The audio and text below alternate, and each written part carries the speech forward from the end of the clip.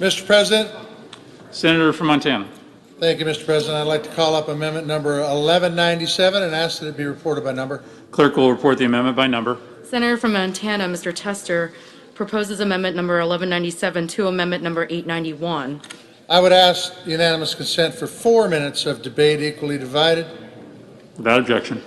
Senator HOEVEN will speak for a minute. I will speak for a minute, and I would ask that I be notified when I run out of my minute.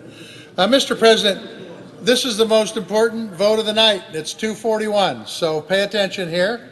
The Keystone Pipeline would create good-paying jobs and bring much-needed revenue to rural counties in eastern Montana. These counties have been hard hit by the pandemic. They've also been hard hit by trade wars that have impacted our agricultural community. So they need the tax base, and this XL pipeline would give them the tax base. Look, there's no doubt the pipeline needs to be built responsibly with American steel to the highest safety standards, respect private property rights, and includes significant consultation with Native American tribes. But the fact is we have many pipelines that go across the border between Canada and the United States. This is just one. I would ask you to support this amendment. Senator HOEVEN. Senator from North Dakota. Mr. President, I'd like to thank the senator from Montana for offering this amendment and speak strongly in support of the amendment. In 2015, Senate Bill 1 authorized the Keystone Pipeline. So we voted on this before and we have approved it. We need to do it again.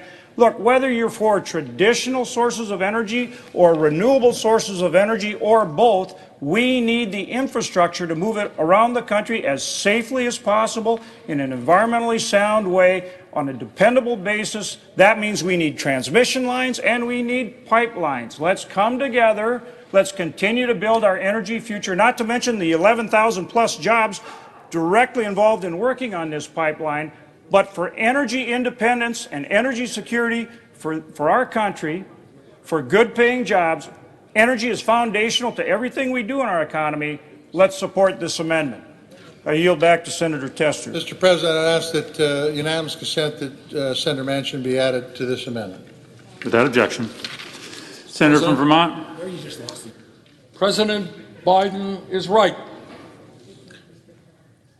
He canceled the Keystone Pipeline because he is listening to the scientists.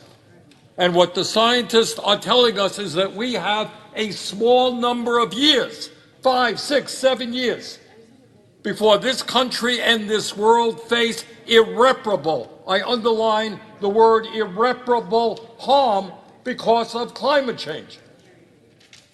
My friends here talk about creating jobs. Well, we all want to create jobs. You know where the jobs are? The jobs are in energy efficiency. The jobs are in sustainable energy. That's where the jobs of the future are. And if we love our kids, and if we love our grandchildren, and if we want to leave them a country and a planet that is healthy and is habitable, yes, this country is going to have to lead the world, work with the world in transforming our energy system away from fossil fuel, and I urge opposition to this amendment. And Mr. President, I raise a point of order that the pending amendment is not germane and therefore violates Section 305(b)(2) of the Congressional Budget Act of 1974. Mr. President, Senator from Montana. in accordance with Section 904 of the Congressional Budget Act of 1974 and the waiver provisions of all applicable budget resolutions, I move to waive all applicable sections of that act and applicable budget resolutions for the purpose of amendment number 1197, and I would ask for the ayes and nays. Is there a sufficient second? There appears to be. The clerk will call the roll. Ms. Baldwin, Mr. Barrasso, Mr. Bennett,